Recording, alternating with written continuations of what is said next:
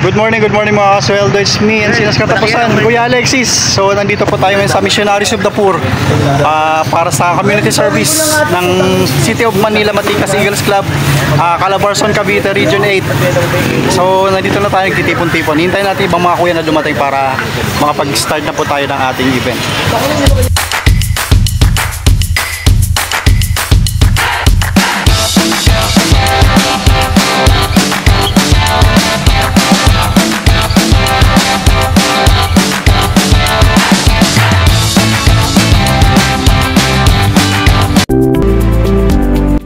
Eagles po, City of Manila Matikas Eagles Club po. Eagles Club po. Hello mga kasweldo, nandito po tayo sa Missionaries of the Poor. Vlogger po yan. Shoutout po kay Follow niyo po sa Facebook. And shout out and sa page. Facebook. Thank you so much po. Ano ba si nanay dyan? oh, maganda si nanay. Maganda. Wala ba si nanay dyan, ha? Hey, Jun! Yung Barbelo. So mga kasweldo, ayan, nandito po kami sa playground. Ito po video, yan po, naglalaro po ang aming governor. Anak niyan, ma'am.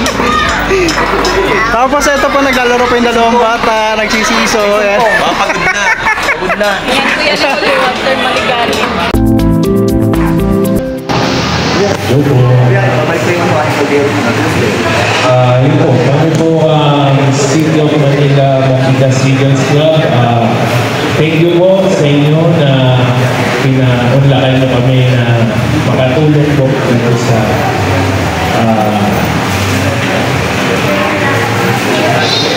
Missionaries of the Poor. Tapos,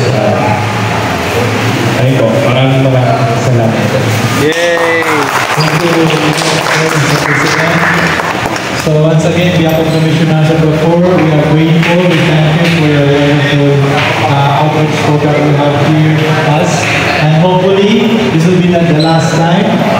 So see you next time. When you wanted to have outreach again, please call us.